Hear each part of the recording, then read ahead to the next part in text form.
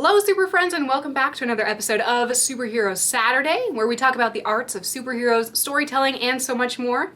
My name is Annie, and in today's video we are finally reaching the conclusion of our History of Superhero Costumes series. That means we are talking about the now, the 2020s, or what I'm calling the modern age of superhero history, because we can't know what this era is all about until we've kind of passed it. If you want to catch up on the history of superhero costumes so far, you can check out the other videos in this series on my channel, in the description below, and in all the places, and see kind of everything that's happened since the golden age of superheroes almost 100 years ago. For now, let's talk a little bit about the time that we're living in right now and what that means in superhero storytelling. I know it's a little weird to talk about the 2020s as being history, but let's face it, the 2020s so far has been one of the most historically distinct eras in recent memory. And as of this recording, we've only kind of just now completed year 3 of the 2020s.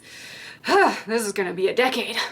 The most distinct element of this period of history, of course, is the COVID-19 pandemic, which really started shutting things down almost at the offset of the 20s themselves. One of the biggest historical markers in generations, this pandemic was the most widespread illness in 100 years. And in all our modern wisdom, we did our best to do what was best for everyone, which was shut everything down for literal years. I won't go into too much detail because honestly, it's still a little too soon for any of that, but suffice it to say that the pandemic shutdown had a huge impact on the way we view the world, and accordingly, the way we create art. After the box office boom of the blockbuster era of superheroes in the 2010s, Hollywood had to face the shutdowns they feared would never happen. If people couldn't come to the movie theaters to watch their productions when they came out, then how would they make money? And probably the better question, how could they make movies when people were literally risking their lives even being in the same room together, much less acting out fight scenes and other very intimate, close contact scenarios? You guys got a sec? I need to talk to you about something. Whatever it is can wait, Rosie. You're gonna want to see this. Question: what is the #1 problem with the coronavirus? Mass death, economic collapse, the way the disease has exposed the systemic injustice at the core of American life. Well, yes, obviously those. But after that, it's how to high-five your friends while staying 6 feet apart. The solution, of course, was already kind of taken care of. With the increased interconnectivity brought to us by wireless internet and the power of streaming, that meant movies and other media content could be piped directly into people's homes where they were locked down and trying not to think too hard about the state of the world. Eventually, this led to a near-complete retrofitting of traditional media sharing commerce. And with everyone everywhere sharing what little information they had with the world, it was, if you can believe it, yet another increase in our level of international globalization. Storytellers took that and the increased diversity of the 2010s into the future. Now you could find superhero stories in any medium, in any tone or subgenre, on any platform, and from a whole bunch more different origins. On Disney+, Marvel expanded and experimented with their multiverse. They created stories that were catered to more and different audience sub-segments, with shows like WandaVision, Loki, Hawkeye, Moon Knight, Miss Marvel, She-Hulk, and more. They expanded on diverse characters and story arcs that hadn't gotten the big screen go-ahead yet, and fans began to see more of themselves in their favorite universe, in different subgenres that hadn't gotten as much attention before. So far, it's been a whirlwind of great, diverse content, and it's looking really good for the future, despite sometimes the state that the world is in. But the question I want to pose in this video is actually a little bit different than what we've discussed before, and that is, what does the future of superhero storytelling look like from here? And more importantly, what do we as fans and creators of this content want to see from the future of superhero storytelling? In my semi-professional opinion, I think that the future of superhero storytelling is just to tell stories that are bigger, not necessarily in terms of scope or size, but in terms of people. Now more than ever, we're realizing just how many people there are in this world we live in. Previously, in the first 100 years or so of superhero storytelling, superheroes were often a singular character, typically a straight white man, who was the only one in several billion people endowed with superhuman powers, and he deigns to save the world all on his own. Or so he says. But if we take just a second to think about that a little bit more in depth, we can start to realize just how ridiculous that premise is. If even 0.01% of humans born on Earth are born with some kind of superhuman ability, that still leaves us with nearly 1 million people with superhero or supervillain potential. And that's like a lot of people, dude. Like a major American city, all full of supers, which is a totally cool idea to think about. This type of superhero storytelling has been done and can be done really well. And very interestingly, take My Hero Academia for example. In this universe, the majority of people are endowed with some kind of superhuman power, or what they call quirks. But not all of them end up turning into heroes or villains. A lot of them are just generally good people, or just kind of petty criminals, or somewhere in between. And the majority of them are just ordinary people living their relatively ordinary lives. However, the story has world building built into it that allows for a society in which superpowers are basically normal. It's a bold new universe with a whole bunch of different types of superhuman or superhero or supervillain stories that take place at any level of human society. That way, instead of focusing on the superpowers themselves to drive the story along, they kind of use that to shift it back to making the story about the characters themselves and the choices they make, which objectively is just better storytelling. Basically, my prediction is just that we'll be seeing more and more stories that are based on this bigger universe full of heroes. And you know what? I'm here for it. How much more powerful and imaginative would our stories be if everyone could be inspired to do their part, no matter how small, to make the world a better place? That's the world I want to live in. Dang, if that's not a mic drop moment, then I don't know what is. And it would be a great place to end the video, but we still have a segment to go. After all, this is a history of superhero costumes video, and we would be remiss if we didn't go ahead and address the costumes part of our history of superheroes, or our future of superheroes. So let's talk costumes.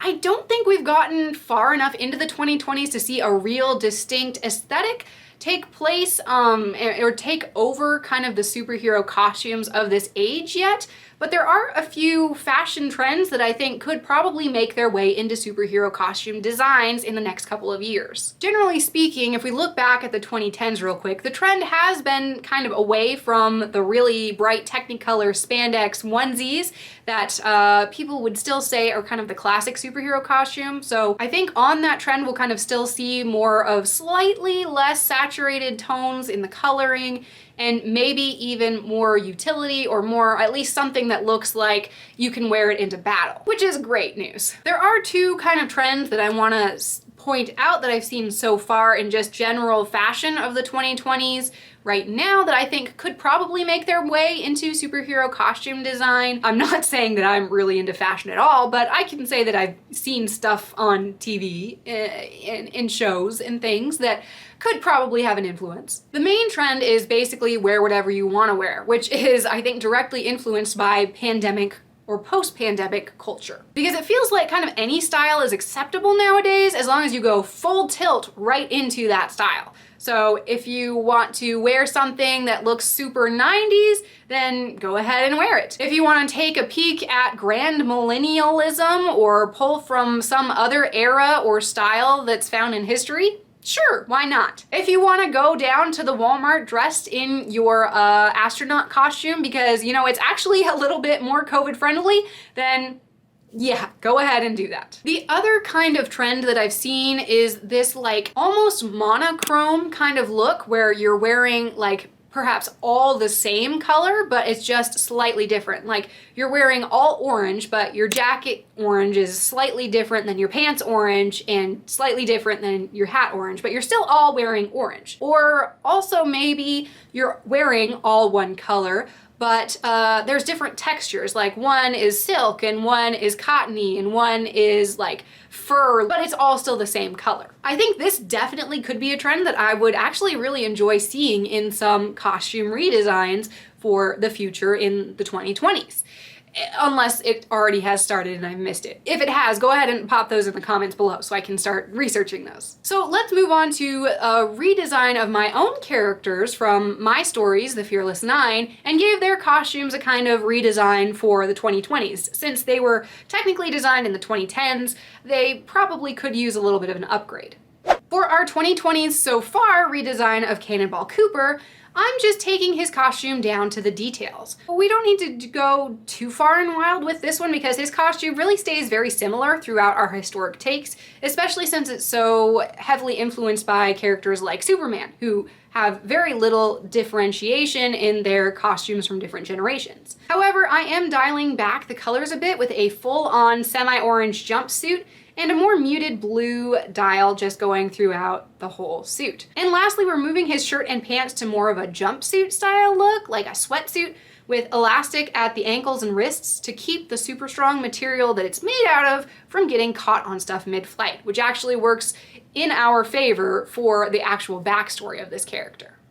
As for redemption, I think I'm gonna keep her pretty close to the 2010 style with just a few tweaks to bring her closer to our new 2020s Cannonball Cooper style. We're giving her a little bit of breathing room in her costume with not such a tight fit. We're gonna give her some similar elastic wristbands. We're gonna raise her waist a little bit higher on the costume as well. It'll give her a little bit more movement for swinging her arms and moving and defending and all of that, but still keep the holster close by for easy reach. I'm also taking her mostly blackish gray charcoal color tone for her costume into a cooler purple hue. That way we can lean a little bit more into the monochrome setting. You can probably see from here that I got a little bit of inspiration from the new Black Panther movie, specifically from the Queen of Tech and literal Queen of Wakanda, Shuri. Lastly, I'm also updating Ida's hair for her later story arc from my Hearts of Heroes mini-series. We're giving her a pretty short, naturally curly cut that's just long enough to see her hair color fade, which is part of her superpower side effects,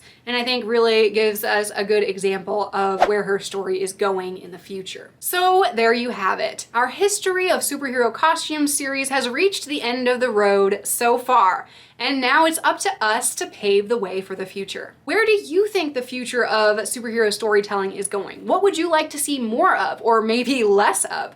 Go ahead and pop those down in the comments below and we'll continue the conversation there. And if you enjoyed this video, go ahead and give us a big thumbs up and subscribe to the channel to see more superheroic content like this in the future. If you want to check out more of my own original superhero costumes and the characters that go with them, you can hop on over to our website at www.fearless9.com where you can check out my books.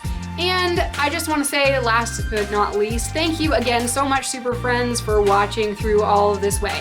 If you want to check out the other videos in this series, remember that they are linked down below and on the channel and all of that jazz.